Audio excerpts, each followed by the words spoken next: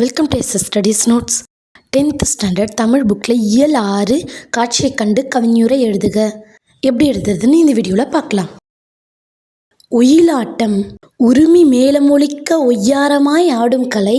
ஒயிலாட்டம் மானக்கலை, வீரமாக ஆடும் கலை, தமிழர்களால் போற்றும் கலை, ஒற்றுமையை காட்டும் கலை, உறவுகளோடு சேர்ந்து கலைக்கு உயிர் கொடுப்போம் நாம்.